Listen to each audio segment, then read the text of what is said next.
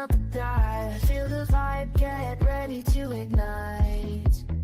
Untold stories in the airways, flying through the night. Experience voices, tales so bold. Streaming live, the truth unfolds.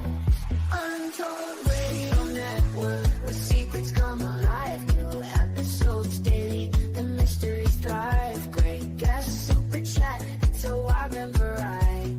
Share and subscribe, join the side where truth can't hide. Aliens in the attic, UFOs in the sky. Cryptids lurking, oh my, oh my. Ghosts in the hallway, whispering your name. The paranormal, the unexplained. Become a VIP, get the inside scoop. Unlock the mysteries, be part of the group. Live streaming stories, they're talking to you. Super chats buzzing, join the crew. Untold Radio Network, the secrets come alive. New episodes daily, the mysteries thrive. Great guests, super chat, it's a wild ride. Share and subscribe, join the side where truth can hide. So if you've got the guts and you want to explore, tune into the untold, it's what you're looking for. From aliens to ghosts and all that's unseen. Untold Radio Network, where the world's mysteries convene.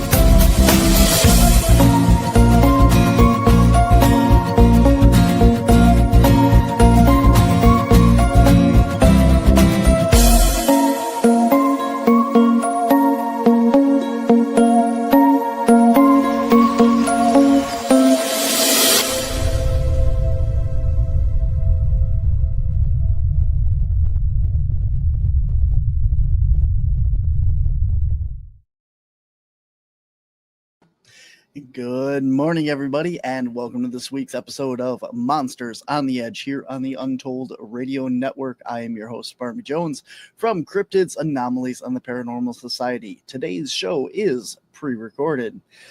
Guys, coming up, hopefully, if this airs at the right time, this weekend we are going to be at the Van Meter Visitor Festival in Van Meter, Iowa. It is September 27th.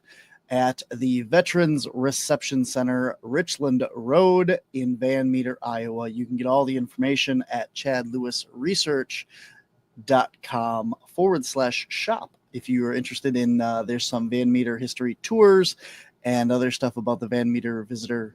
So head on over and check that out. I don't know what that is. Then, guys, we are going to be at the Shawano Public Library on October 16th.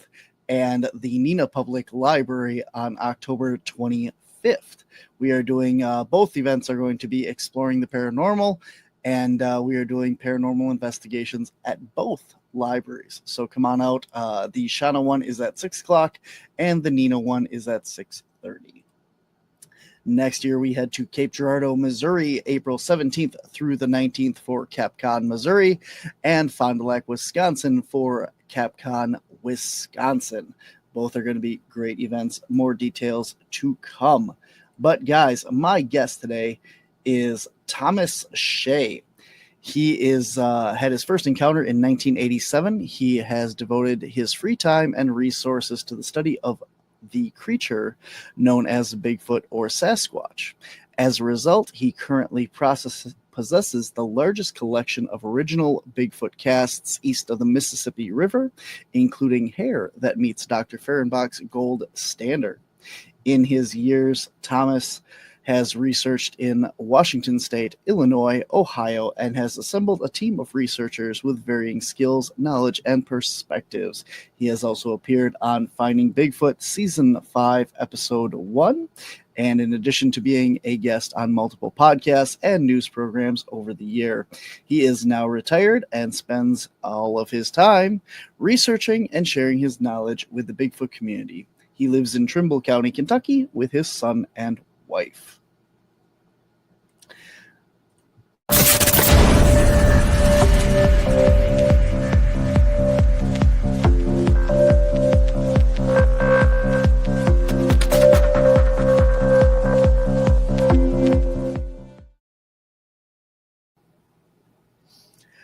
All right, guys, please welcome to the show, Thomas Shay. Welcome. Thank you so much for taking your time to be here today. Thank you for asking me. Absolutely. I have heard nothing but good things about you. As I said, coming in here, I've seen you a couple times at the conventions and gotten a chance to see your awesome collection of casts and that at like CryptidCon and some other stuff. So it's really cool to finally get a chance to talk to you. So awesome. So I want to talk to you about your data collection, because, you know, as in your bio and as I said, you have quite a collection of casts. Do you know about how many casts you have? You know? No, not right now. I mean, I have. There at one time, I know I had like 200, but I got more now. And to be totally honest with you, I'm still going through the data with them right now to verify if they are prints. Okay. And not hoaxes and stuff. So, you know, just because I cast something, I keep it. Even though I find out that it was a stomper or somebody made a track, I keep it as and put it down in my data as a hoax, as a reference. Okay. Because that data reference will go back and tell me, okay, I had run across this same person, whoever's doing this, before. So, you know, that's right there. But no, I have like 200, but I got a whole bunch of them right now that are just sitting, and I haven't got them verified yet, and I don't want to release them until I actually get them verified. I don't know. I think a lot of people have talked to you about, if you've been on the conventions with me, I don't release a lot of my stuff until I get verification. I do send all my stuff either to Cliff, and Cliff, you know, goes with Dr. Meldrum, and, you know, they converse over it and find if there's any faults or if it's a great find. It's just like when Cliff was here at my home, and he saw my castings, and I got some castings that's hanging on the wall in my building. That's my Bigfoot shop. It's not in the house; it's out in my building. That's my personal space. And I had casted some handprints, and I said, well, you know, I cast them, and they were pretty good size, and I thought, well, I put them up here. They were just a good conversation piece. I don't know if they're real or not, you know.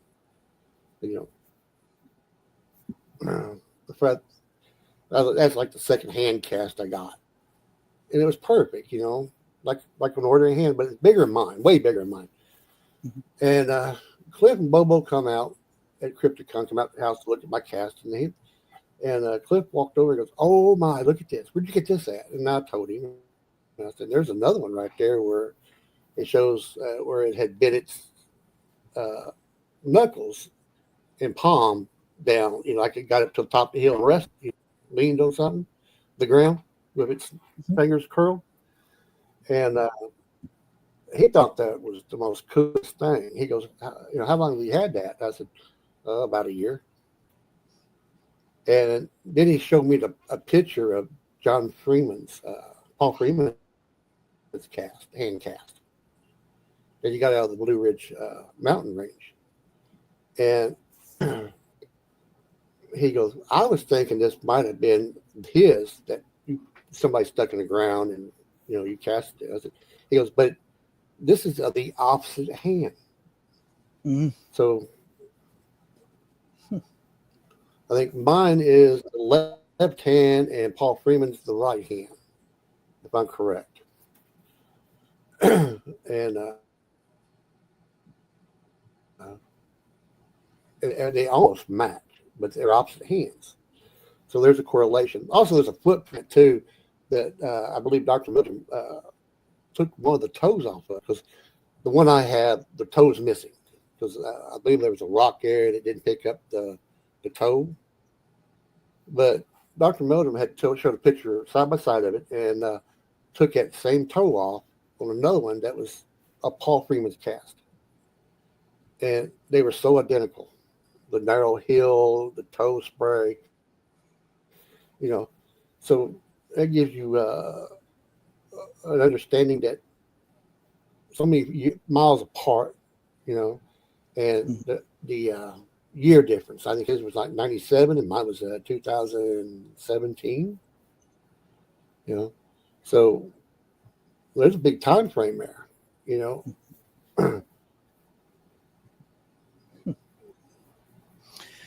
That's why you want to cast all this stuff.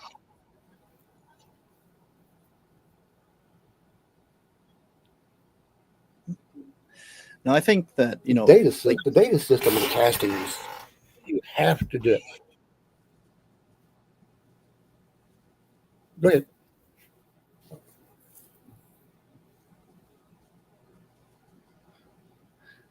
we have a little bit of lag there. So what I was going to say is, even with the hoaxed or the fake prints and stuff that you have, we recently investigated a case, and it was very obvious that these were not real prints.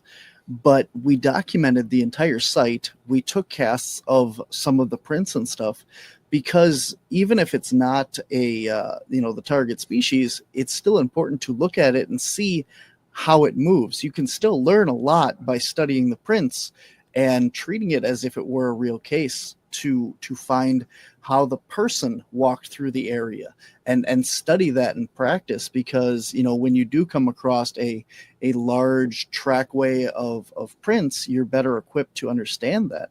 And like you said, it's good to have that on file as well, because then the next time you come across possibly the same trackway, you'll know that, these prints that look a certain way are made by a person and not by what you're out there looking for.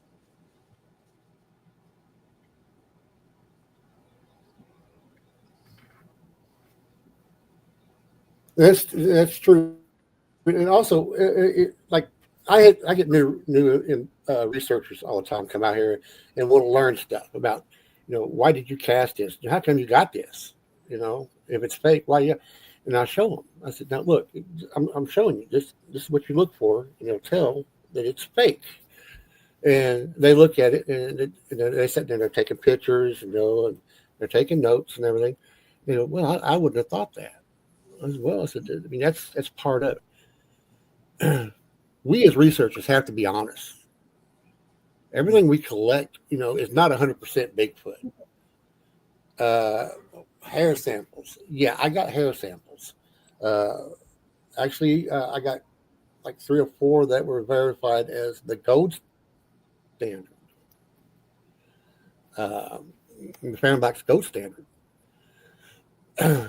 But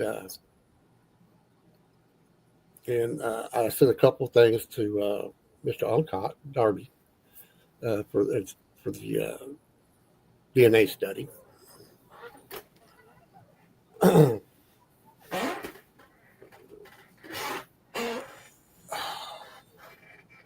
not only that, the data also suggests with casting prints and stuff, how many individuals you have in your area. Mm-hmm. Right now, we have I was like 14. I told the people, plus 2 brand new ones, 2 new juveniles prints that I have. But recently, this last time I went out to an investigation. This is an individual that I casted that doesn't match none of the cast I have. So I have another individual in this area. So it's telling me how many in the family group I got here. As everybody knows, if they ever listen to Dr. Meldrum and Cliff Barrington, the toes tell you a whole lot of stories. You know, it's just like a fingerprint. Nobody has the same type of toe. You know, our toes, our fingers, our thumbs, they are all shaped differently. We don't match. So that's how you can pick out if you have a new individual. Just cast.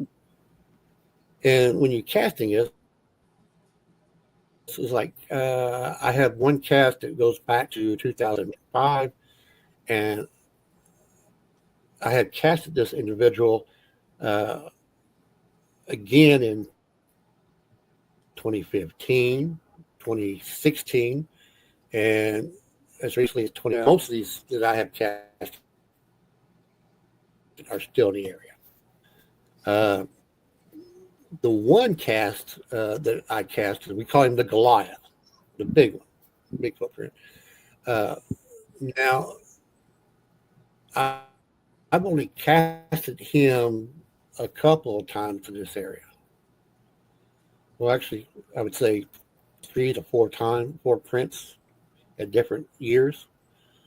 He'll come in and be here for, I would say, a couple of months, then disappear for 3 or 4 years, because I'll never pick his prints up again, his tracks.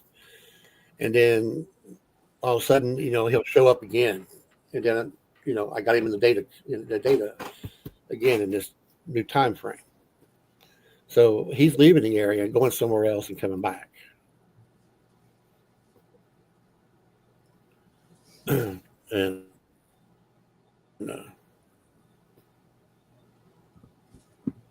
I also make sketches. I make sketches of all my footprints. I get pictures, measurements. I take a depth gauge, and you can pick one of these up at any type of machine shop. It's a depth gauge, and you get the depth of exact depth foot from the heel, toes, everything like that. Just because I had the cast, you know, I got all this stuff put up, but you know, things happen. We could have a big fire here, you know, or an earthquake, or a tornado, or just like this spring, the floods, you know, and lose all that. But if I have it all written down, I have the sketches and stuff like that, and I got stuff on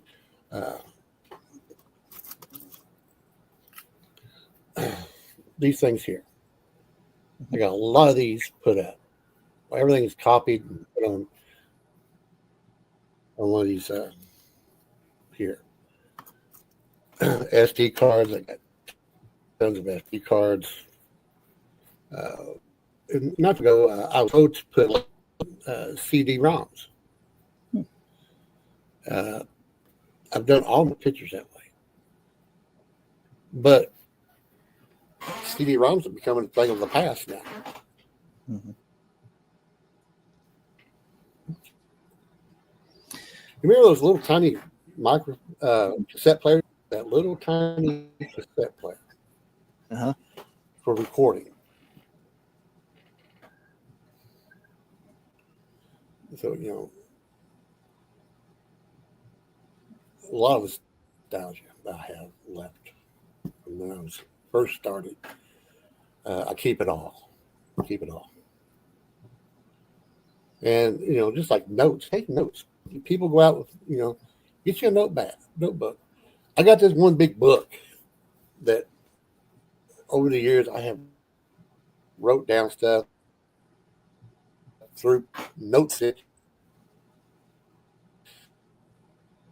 I wrote down napkins and put it in this book. Later, I kept the napkin.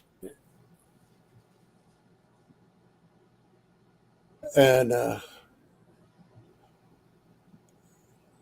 sometimes she gets upset with me because I'll run across new research, and I said, I know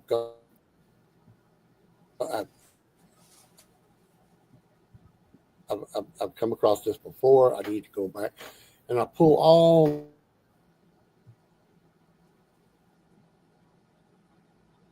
in what I do. And I'm going to tell you one other thing too.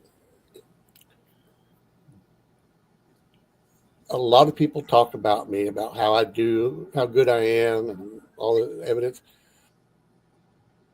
I also have a team of stuff.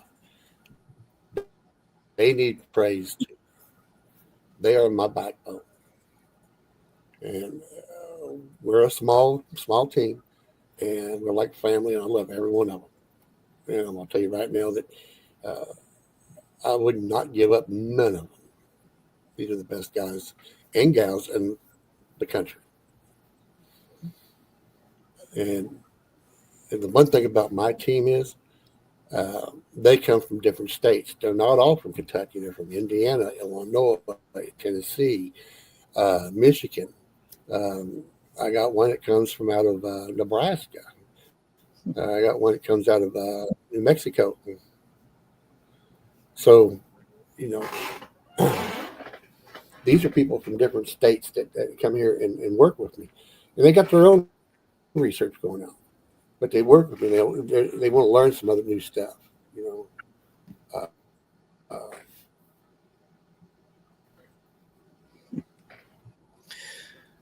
So we're working besides with EMF.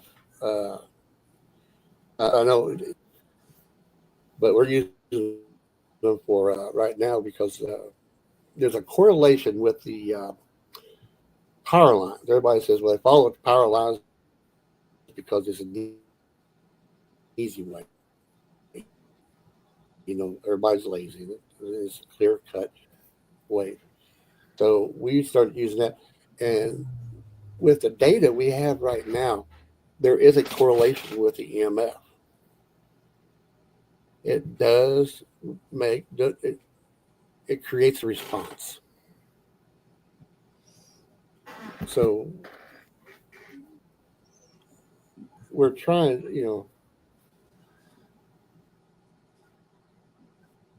we're not rich. None of us are rich. So we're slowly piecing stuff together, a detector. So when we run this through here, that we can have it on a screen and it can be recorded that we're putting out EMF and we're getting an EMF signal back, And it might not be nothing. It might be something else, but there's a correlation with it. We're going to run with it. We're going to see what's going on. But until the science is proven that, that's what it is, we're not going to come out and say, well, this EMF, But there's a correlation, and we've had some success with it, and we want to continue. And that's the reason why we're trying to get one of these machines that read and will digitally print out the wave,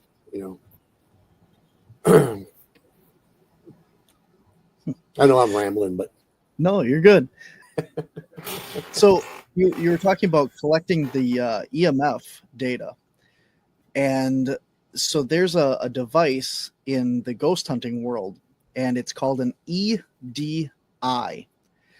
And what it does is it collects humidity, air pressure, temperature, EMF, vibration, and it records it all to an SD card. So it you put the SD card in your computer, and it actually opens up like a graph or a spreadsheet, and it shows you all that data. So that might be something to look into. I think they're like under $300 for one of those. But it sounds kind of like what you're trying to look for. But it has a digital readout on there for EMF, and then some other readouts and stuff as well, so that you can see it real time. But then it also records that data. So something to look into.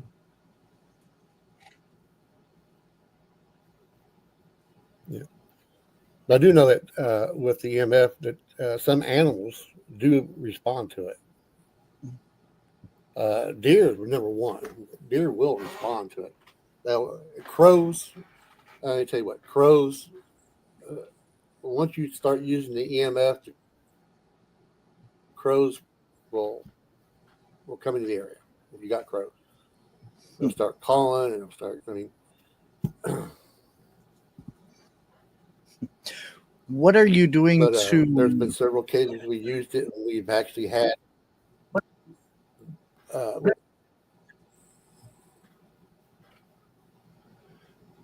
you froze up. I didn't get there. What are you doing to project the EMF?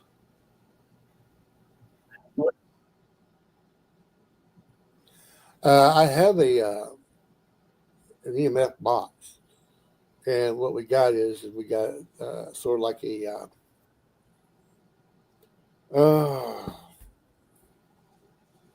it's on the tip of my tongue, and I forgot it. Anyway, it ain't like a call blast, but we are putting out there as a signal.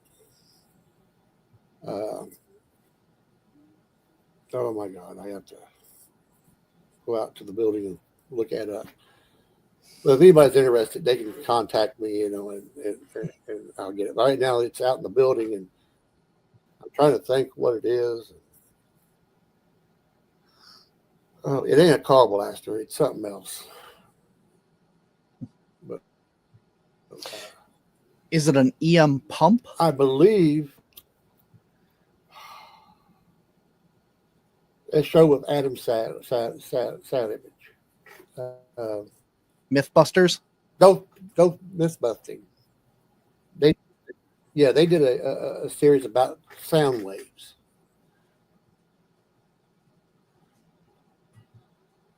How it would affect, and we was using the same type of thing, and that's how we got. And yeah, if somebody's got an idea out there and they put it out there for some type of use, some of the people that work with me, they'll bring this idea up. Why don't we try to do this, incorporate what they did with what we're doing, and see if we can get it to work together? And then we'll put our heads together and we'll try to do it. And then if it doesn't work, we don't actually scrap it. We go back to it. We try to figure another way. But we're always looking for something new to use.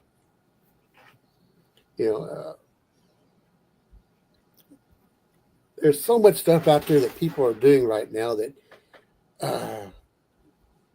all you got the video and somebody telling you this is what happened. Okay, and there's no actual data suggesting what happened, like the orbs. Okay, we got video orbs. And I usually don't say too much about them because I can't explain them. I don't know are they part of the Bigfoot phenomena? Probably not. And they probably are. I don't know. But to me, go out here and say, well, the orbs are part of the Bigfoot phenomena, I can't honestly say they are. I have seen orbs, but I've seen orbs, in other situations, and not even regarding Bigfoot. UFOs, that's the same way with a Bigfoot. We're going to have a body. We're going to have a fucking ship. There's so much stuff out there that people are not using science with. It's all conspiracy, and we can't do that. If you ain't got the hard proof science,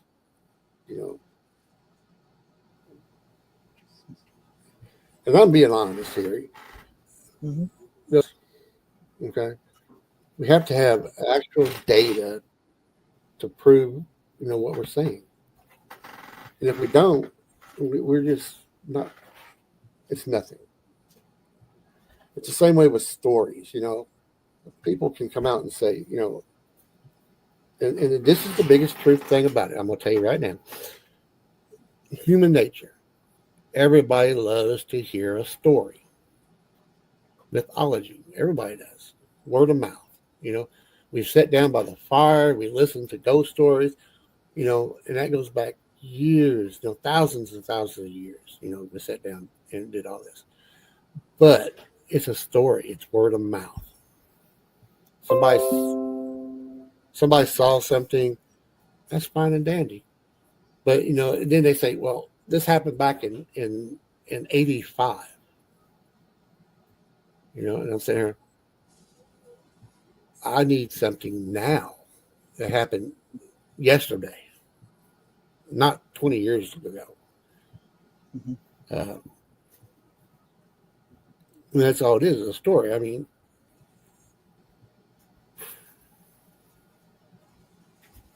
and my wife's a psychiatrist.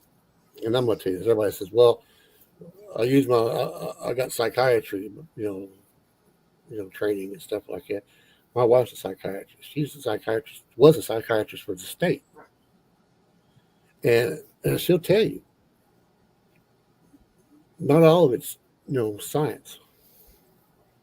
It's not all of it's, 100%.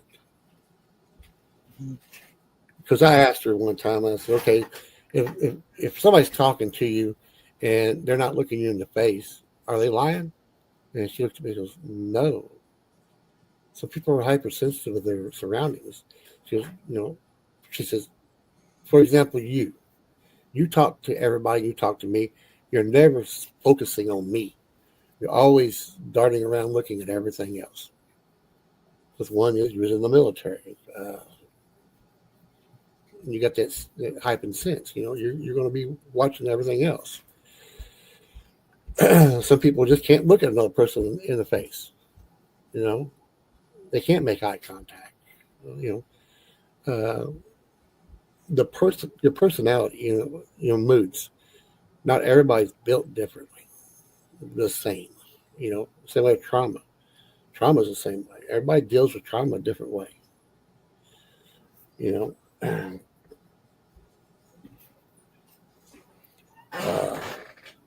One guy said, I took a story. This guy here, he just kind of like laughed a little bit about it. And he goes, and I thought, well, he was lying about it. And I said, well, in some circumstances, a lot of people have to laugh when they can't understand something. Mm-hmm. That's the only way they can get through it. And he looked at me and said, so you think it might be real? I said, it might. People deal with things differently. And that's part of the data thing, too. If you talk to somebody and they see something like that, just because they crack a smile or they're not looking at you in the face or they're kind of drawn back and, have to think about it. People are not built all the same. So we're always going to have difference of opinion on how we do things. So, I take every witness that talks to me, and I take your story. I take, I document everything they say, tell me and stuff like that. Now, I even document some of the stuff that's way out there. Mm-hmm. Now, I'll give you an example.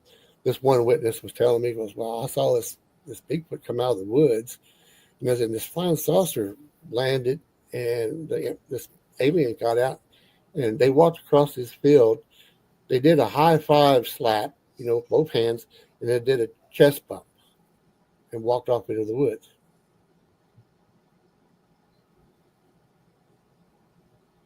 Now, how are you going to take that? Yeah. Now, that there's a little far-fetched, but I still documented it because Oh my gosh, if somebody read my notes, some of the stuff that I wrote down about certain things, even other researchers, man, uh, some of these guys will be cracking up, and some of them be wanting to dig me up and beat me up. But I write what's true. You know, I don't lie to nobody. I don't want to lie to nobody. And I get myself in trouble. Like, if somebody will send me a picture with a circle in it, I said, why you put a circle there? Well, that's where it's at. I said, well, I said, in all actuality, I said, you need to leave a circle out so I can find it myself. Because you're pointing to something, and what I'm seeing right there is nothing, a shadow. And that could be anything. Mm-hmm. And then, you know, you get these pictures with 100 circles in them, you know.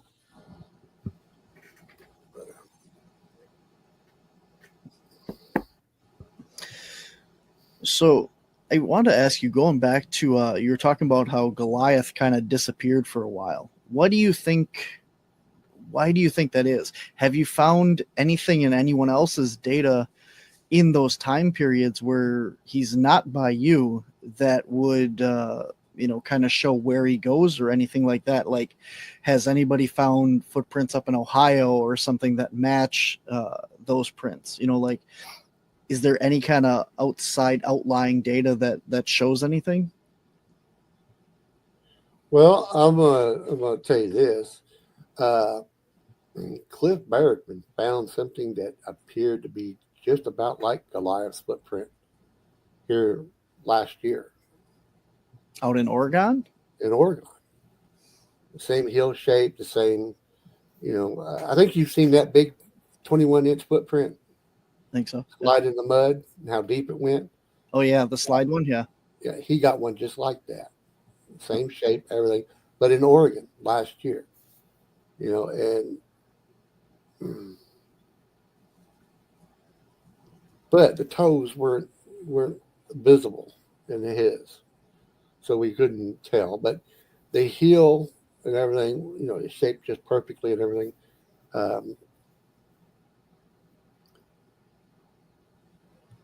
A lot of researchers don't want to show their stuff to other researchers.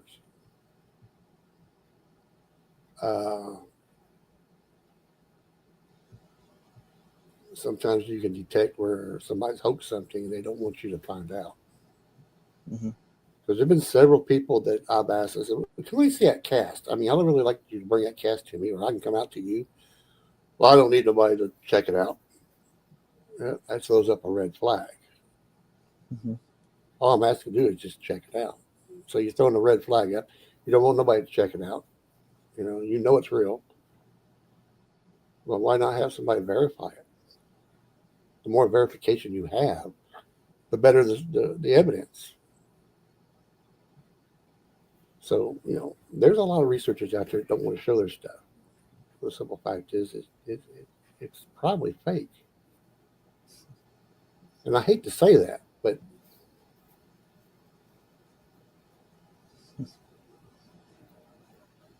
and I love the look of the footprint. I'll tell you that. A casting, I love the look of the casting. You know, you send me a picture of a cast or a footprint in the dirt, you know, I'm going to examine it. I'm going to enlarge it. I'm going to check it out. You know, and I'm going to give you, you know, my opinion on it. If you said you want my opinion, I'll give you my opinion. And there was one here just recently somebody sent to me, and it's here in Anderson County. And he sent me the picture, and I said, that's a double step of a black bear. You know, I didn't think we have black bear here. I said, every once in a while, I said, a male will get kicked out. The mother will kick him out so he can go on his own. I said, and they'll move north or south to find a place. I said, you probably had one that moved in that territory for a little bit. And not more than a day later, it came out in the newspaper. On the news, actually the news, that a bear was sighted in Anderson County, black bear. So, you know, can I pick up a print and tell you what, you know, most likely, you know, 80% of the time I will. And I can definitely tell you if something's faked or been sculpted. And I've done that quite a few times. We was in Stanton, and a gentleman brought a cast. Now, the pictures that he sent had just some discrepancies in it, but that's a photograph, okay? Until you get the actual cast and look at it and check it out, then you can tell. And when he brought that to Stanton and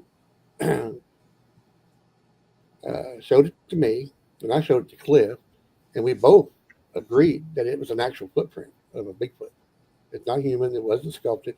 It's an actual footprint of a Bigfoot. That was just because the way the metatarsals was and the flexibility. But he was happy. Yeah, he got verified by two people that were well respected. And and there's been people that brought me casts, and I've told them, I said, these have been sculpted. You can see the fingers, where somebody has took their finger and sculpted the toe and the palm to the heel, and and I'll point it out to them, and they just look at you like you're crazy. You don't know what you're talking about. I've been doing this for a long time, I probably, do know.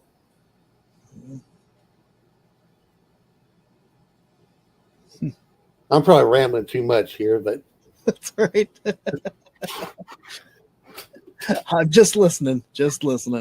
Oh, I mean, that's just it. I mean, you just gotta. I don't want to be somebody I ain't. I'll just tell it like it is. I'm just a good old Kentucky boy. That's all. So, just hypothetically, let's say that the cast that Cliff got in Oregon is the same creature. Why do you think that well, let me ask you this. Do you have any data around that same time by you that would show that he was there instead of up in Oregon? Yes. You do? Yeah. Okay. He was still here because I had just casted the footprint when he showed me those footprints. So yeah. Not the same individual, but the same species. Oh yeah, okay, yeah. But you don't think it was the exact same individual that was in both locations? No, because I that same weekend that he had casted that up there, I had actually found where the one we called the lab had come through here, and they were not more than maybe 2 to 3 days old. Okay. I mean, there's no way you can cross the country in 2 or 3 days. And I could tell this individual because after I casted the footprint, I checked it with the other footprints, and they matched up. The toes matched up, the shapes. So we had the same individual.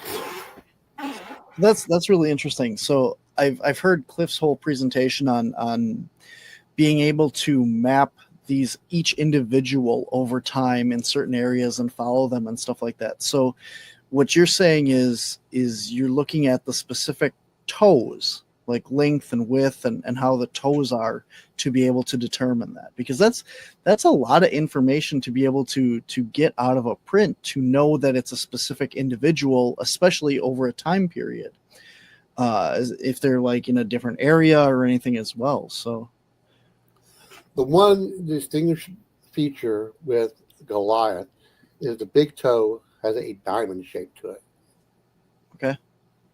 Okay. All the other ones have round or oblong. They're all different. But Goliath's, the same print comes up, the same toe, shape of the big toe. And that's how you tell the same individual there. Like I said, if you go home and get your brother and your dad and you put your feet up there and you have everybody look at your foot, your toes ain't going to match. Or even walk in the stand with, a whole bunch of you walk in the stand, look, they're going to be different shapes. They're going to be different,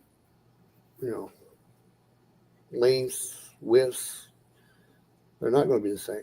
Same way with the hand, everybody's hand's different. So what have you determined then, following the different casts and that? How would you say like the family unit is built? I know Meldrum talks about how there could be one male that kind of travels around between the different groups, and then there'd be like a female and some juveniles and stuff. And what have you found in your area seems to be what's going on? That's my opinion too. We have one alpha male that travels, and I'm not saying he travels thousands of miles. He might travel into another county, 2 or 3 counties away and come back. I have actually, with the evidence I've found, he does travel a 90 square mile radius. But he could actually do more. But that's where I found the data, footprints, and when you do that, it's when it comes full circle, I got 90 square miles. And so, how long of a time span would that be in? A year. In about a year, he's gone in about a 90-mile radius. Mm-hmm. Okay. So have you found his prints with other like family units at all then to indicate that he's traveled the different ones? Okay. Interesting. Yes. And also another thing too is that you might want, if people are out there actually trying to get castings and they come across a cast that doesn't look right, cast it anyway. Because I casted a couple prints and it kind of threw me off. There's a footprint inside a footprint. Mm-hmm. Okay. Now, what my hypothesis is that the adult will walk first and the juveniles will walk behind in the footprint, right, to cover themselves, predators.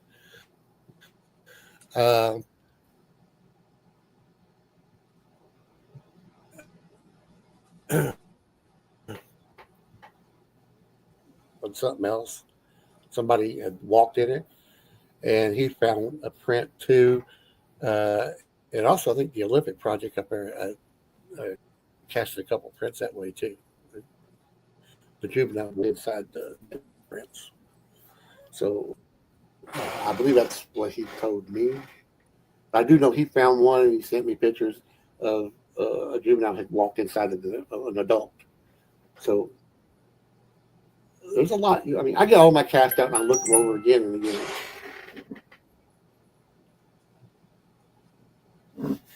That was Cliff right there.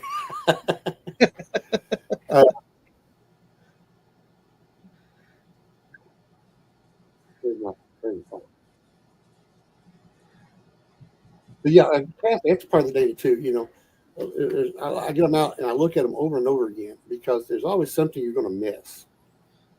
I'll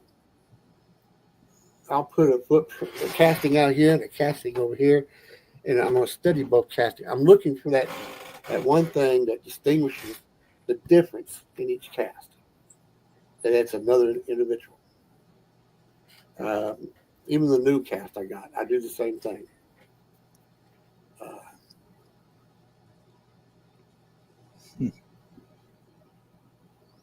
Hand cast, if you come across hand cast, please cast.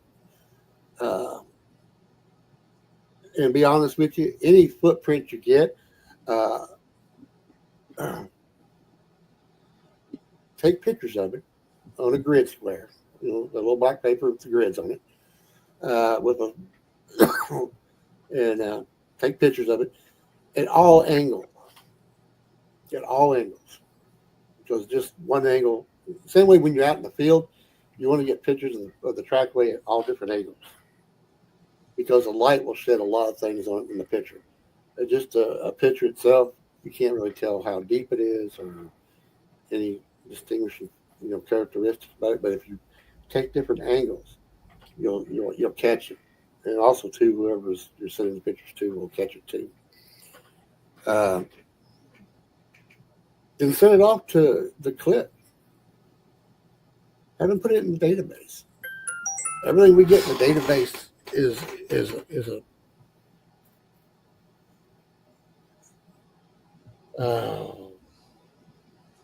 a catch meow. The more data we got in the database, the more knowledge we're going to get.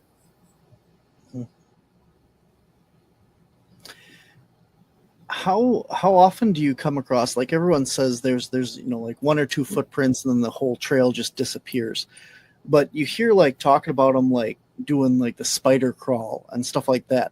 How often do you come across prints that are like where they'd be up on their toes instead of being flat footed? But how often do you just find like partial prints where they seem to be like walking on their toes or up at an angle like that? I've only found one print like that. Okay. I've only found one, and I took it. It was on the hillside, like it just and I had enough casting material from where I had casted some other stuff, and I casted it. I actually gave it to Cliff. He has it. I don't know if it came out to be anything or not like that, but I gave it to him. I said, "Here," I cast it on the hillside where it was like tiptoeing up to it, So I don't come across footprints like that much. Do you have any thoughts on like the spider crawl? Do you think that they're like up on their toes, or do they still walk flat footed, or what do you think about that? To be totally honest with you, I saw one time that way. It did the spider crawl, like, but it really wasn't a spider crawl. It was on all fours, with its rump up and stuff like that, and it was moving pretty quick. But as far as me telling how it was in a area with grass, and there was no way to pick up a perfect print. And you said something about footprints disappearing. Well, there's a simple explanation about that. It's the substrate. Mm-hmm. Substrate. You can be soft and cushy and stuff like that, and pick up good prints, and then all of a sudden it'll get rock hard. It just depends on the limestone foundation underneath, and also your debris, your deadfall debris, how much that's built up over the years. Because some of that stuff turns into like concrete over time.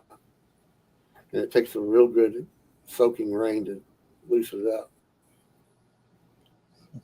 But of course, I've seen it where it would rain for 2 or 3 days and go in that area. And just the top part would be wet because of the runoff. And it'd be dry underneath the wet part. So, because it's still hard. Just because footprints disappear, it doesn't mean that they go through a port or nothing like that. Substrate disappears. Actually, I've noticed that they use fallen deadfall logs and stuff to transverse. You don't track these things like an animal, you track them like a man. What are you going to do to keep from being seen or followed? So you got to, put yourself in their shoes. What are your opinions on the stick structures? I've never seen anything build it. Right. But, I know Boy Scouts have done it. I know hunters, even I've built hunting for turkey hunt.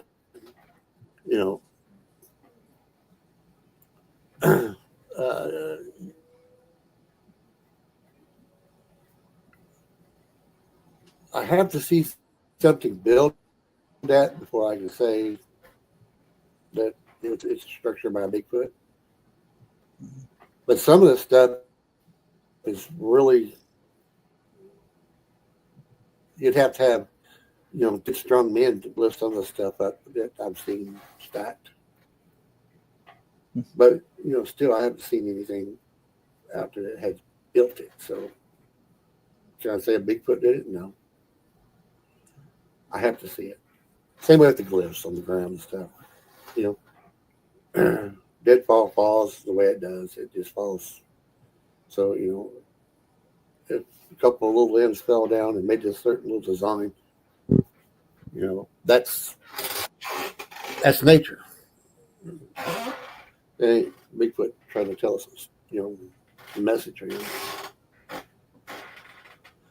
But I don't want to hurt nobody's feelings or nothing like that. I'm open-minded about a lot of stuff, but I have to be open to the real world. I can't go into this dark side of could it be supernatural or alien? And I'm not going there. I'm going there as a living, fresh, and blood creature. That's where I'm at. I've seen one up close. It was man-like. It didn't disappear. It walked off, and I watched it walk off. So,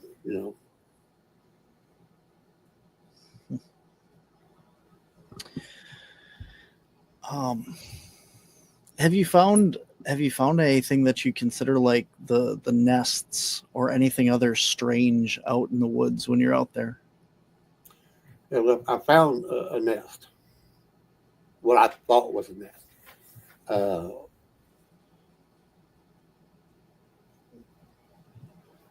I would say that maybe a homeless person might have been there and made this bedding. But it was a huge bedding area made out of cedars and grass. So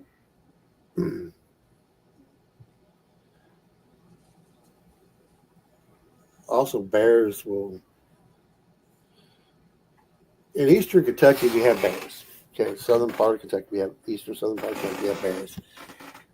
Bears will make themselves a den in bedding area and stuff like that, and they'll leave.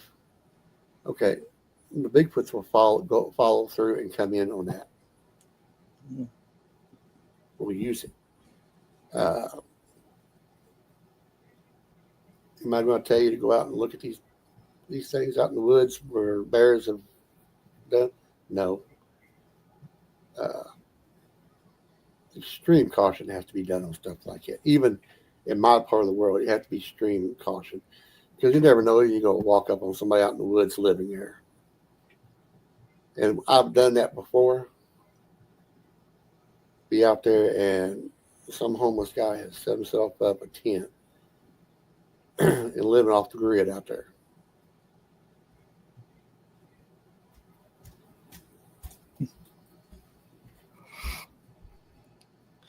Yeah, some of those things are really scary. Go ahead. I mean, it can be really, really hairy because I walked up on one guy and he actually pulled a hatchet out on me.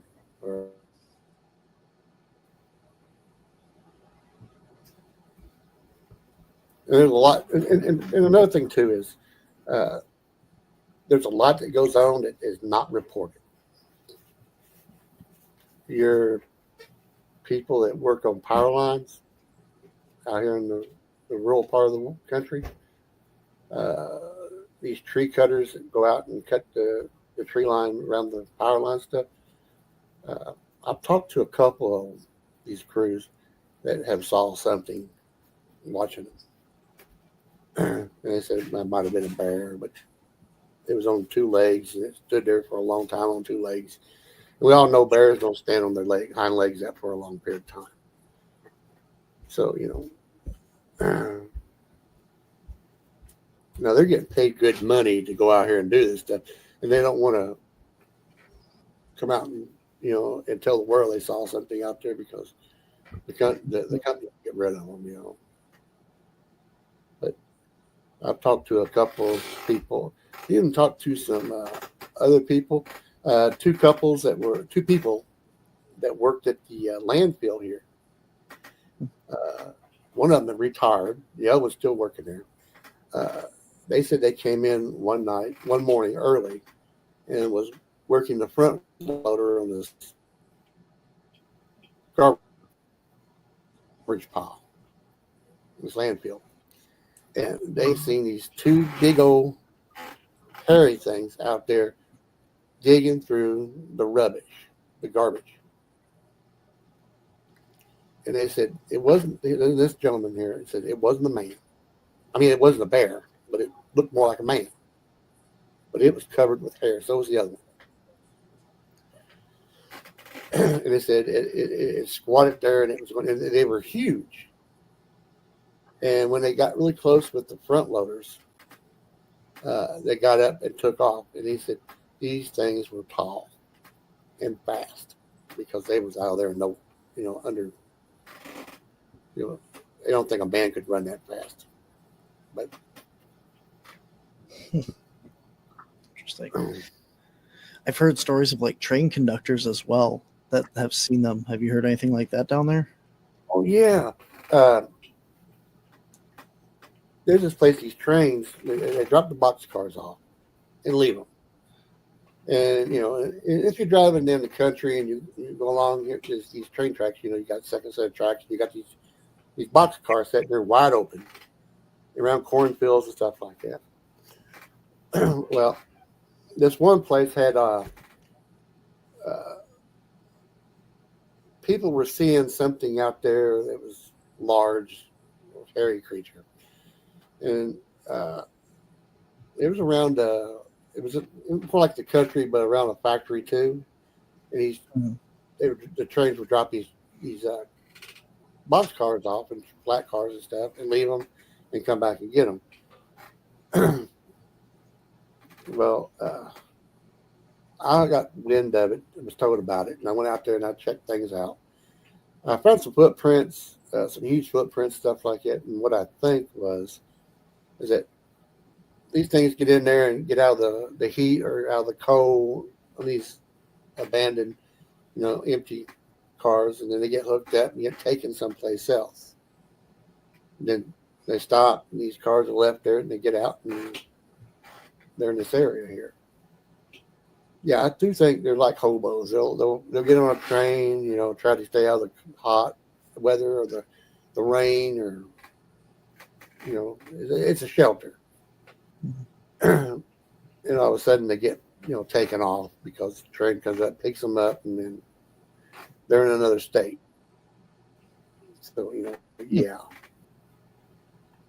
I do know. I had one engineer one time, retired engineer, tell me that they used to see all types of strange things on their, when they was engineering. He goes,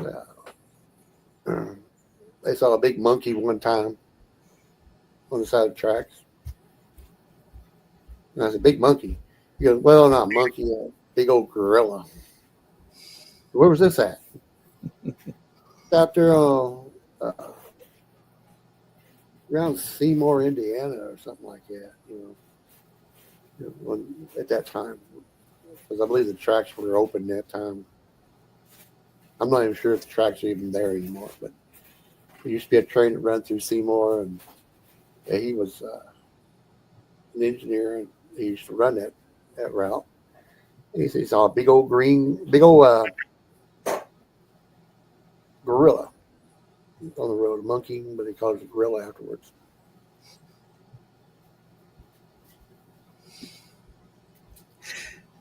I love how the people say, like, oh, did you ever see a Bigfoot or anything? No. But I saw a gorilla. I saw a bear on its hind leg. They'll admit that stuff very easily, but they won't take that one little step further and call it what it potentially is. So, well, they was graveling these country roads with dump trucks. Mm-hmm. There was a dump truck driver. He said he used to go this route, and they were traveling this long road, and he said every morning when he passed a certain spot, this thing would be standing there, watching him go by. And I said, "What thing is this you're talking about?" He goes, "The big old gorilla." He goes, "It was a huge gorilla, but it didn't have a hunchback or nothing like it. It just stood straight up." And I said, "Did it do anything?" He goes, "No, it just stood there and watched me as I went by." I said, "Every morning about the same time. But when I'd come back, it was gone."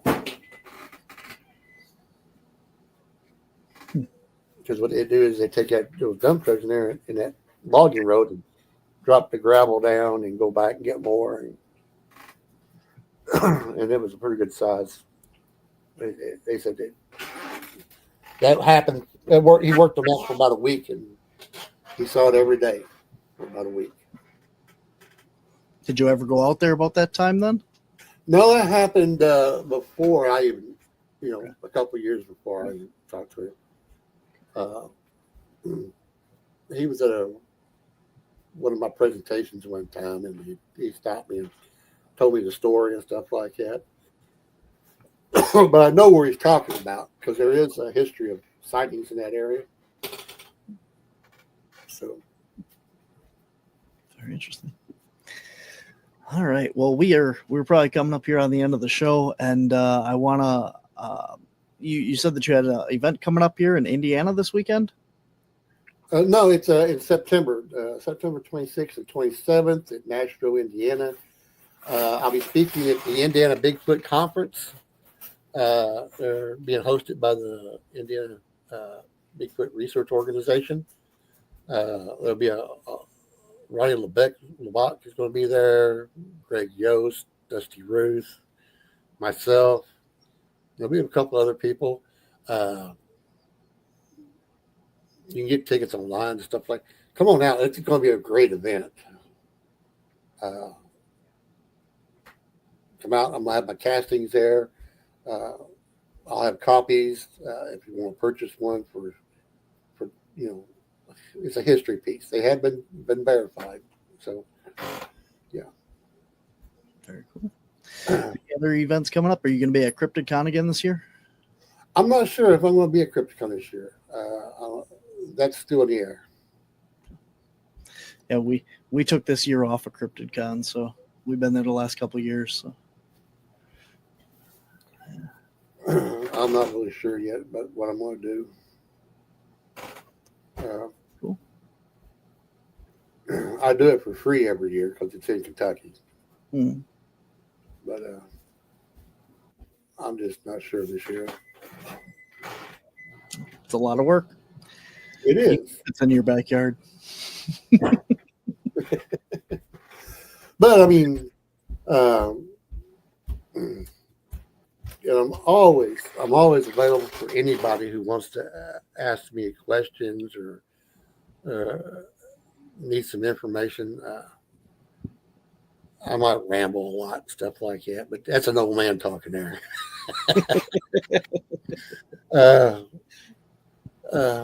If not, I'll throw you a notebook and we'll look it up yourself, But yeah, I got a lot of history written down, and I'm hoping to share it. Mm-hmm. All my stuff is going to be donated to Cliff's Museum. So when my time's up, he'll have all the information. He can put it out there. I told him, I said, I want it used as educational purposes. Whatever you want, do whatever you want. And like I said, there's some stuff in there that I've read again. I went back to it, even forgot about it, and went back and I thought, oh my God, I did this. It's like reliving history. I mean, it's a new adventure, reliving an adventure. So that's why I document it. If you're going to document time, humidity, the weather, the moon phase. Get your barometer, get everything. I mean, because when it comes down to it, we're all there's something always involved why these things show up. So, because with extreme heat, everything's going to, hunker down. Same way with cold weather, everything's going to hunker down. Ain't nothing going to move during a storm or during inclement weather, except at night. So, very limited too. So, there's no sense in going out. Like you said, you have an event this weekend. You were going to do something this weekend, but you got weather coming in. Mhm. Ain't nothing going to move in inclement weather. Even animals, they hunker down during weather. Mhm. So, Very good. All right. Well, I appreciate all of your insights and all of your hard work. I mean, that's quite a long time of research and a lot of data collection. And, like you said, it's gonna, it's very important, all the stuff that you've done and researched, because it's all gonna matter. Because when you're trying to find information and patterns and stuff, the more information that you have, even if you don't think that it matters at the time, it may be important down the line to yourself or someone else that comes across something and is able to cross-reference it. So I appreciate it. So thank you so much for all the things that you've done and do. It's nothing. It really ain't. I mean, I'm just having fun. And it's something I love doing. I enjoy doing. I love doing. And I'm trying to find out things on my own too. Because I have questions that I still need to be answered. So, Absolutely. Well, best of luck to you, and hopefully your weather gets a little bit better down there, and you can get out and less flooding and heat and stuff, and you get the good chance to get out there the rest of the year. So, okay. Thank you. Absolutely, man. All right. Well, you take care, and we will chat again. All right. Thank you. All right, guys, that is our show for this week. Remember to check out the everything here on the Untold Radio Network, and links in the show notes for Tom Shay's research on Facebook, as well as some other stuff. So head on over and check that out. And if you're in Indiana this weekend, head on out to the convention and meet him in person, see the collection of casts and all things that he's got going on there. So until next time, guys, I'll see you on the edge.